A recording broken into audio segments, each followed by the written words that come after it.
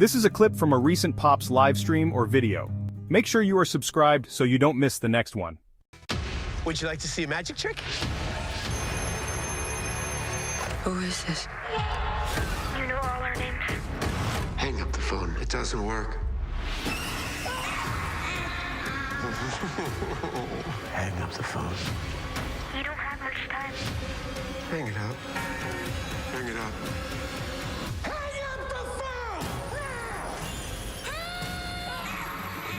The Black Phone, rated R.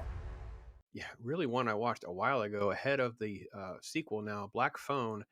Black Phone was a film I really did enjoy back in 2021, but I hadn't really revisited. Supernatural thriller from Scott Derrickson, who had really succeeded very well in the horror genre before, came over to Marvel, did the first Doctor Strange movie, then kind of fell out of favor with them over how to handle the sequel, then came out with Black Phone. And it's a short story that was written by Joe Hill. You have this serial killer story, child abductions by the Grabber, played by Ethan Hawke. Little boy here, you see Finney. Finney is ultimately abducted as well. He has a strained relationship with his abusive dad, and something's going on with his little sister who has sort of like premonitions and visions. It's alluded to very much that it's similar to what had happened with their mother, who has passed away since. And the film is a very interesting dynamic of unpacking this mysterious black phone that's in this little room where Finney's being held. Some of the most iconic elements of the film are these masks. They come in different variations that mean different things. Ethan Hawke does a great job of sort of emoting and bringing different passions and emotions outside of the mask, and it's fantastic. And then, of course, there's Finney with the phone, and this is the Scott on production here. Yeah, it's filmed during COVID. And then here with his sister, and there's a full-on Grabber. And the film really did hold up well of giving you sort of some unanswered supernatural stuff. The film is small in many ways, filmed mostly in this little soundproof basement, and then trying to work out between the dad, other victims, these flashbacks, these messages, helping Finney sort of like piece together solutions on how to escape. And then ultimately create like booby traps to capture the Grabber and kind of get out, simultaneous to the sister having the right kind of vision, leading authorities to where the Grabber could be found, and then a twist at the end. I'm not spoiling anything in this. I really want to try to keep this as fresh and clear as I possibly can for you, because the film really surprised me at the time. There's not a ton of weird CGI or anything like that. There's a lot of interesting elements that are kind of put here that, again, I think work really well. Makeup was done by Tom Savini, who is obviously phenomenal. I love everything that Tom's been working on. I think that people had underestimated this Blumhouse film. I think there's sort of like a lot of hits and misses. This is actually kind of a hit for me. I don't think it made a ton of money during the COVID fiasco, but enough to secure the sequel that's come out. Now, I haven't seen the sequel yet.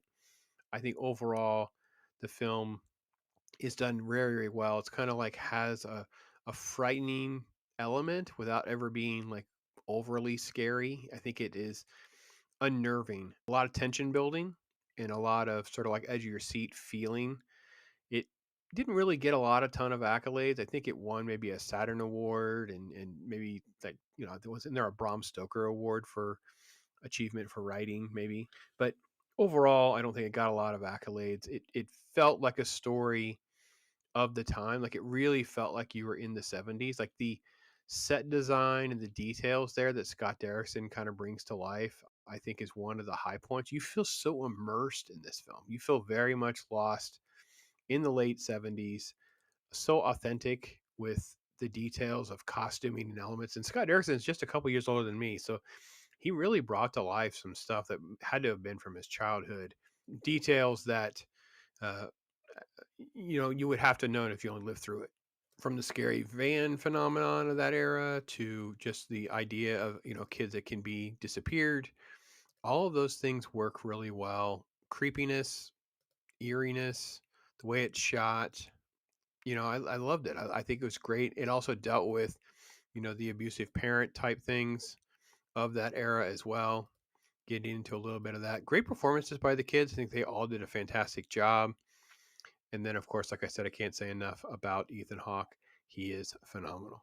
Overall, I'm going to lean into a very strong score. I think I'm going to give it a 3.5 out of 5. It has some contrivances. It does have some elements with how Finney does overcome, the timing of things, the way they kind of play out. It's, it's a little too convenient in some ways, but I think a 3.5 out of 5 is very solid. It's worth a watch. If you've never seen it, I think it's fine.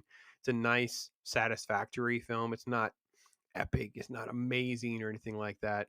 It can feel a little bit convenient at moments, but overall, the tension building performances and the ambiance carry it. Very, very, very excited to watch it again. It's good. It was a good experience. Have you heard of the grabber? It's just a word. Did you think our story was over? You did to me. Mine. Rated R. Only in theaters October 17th.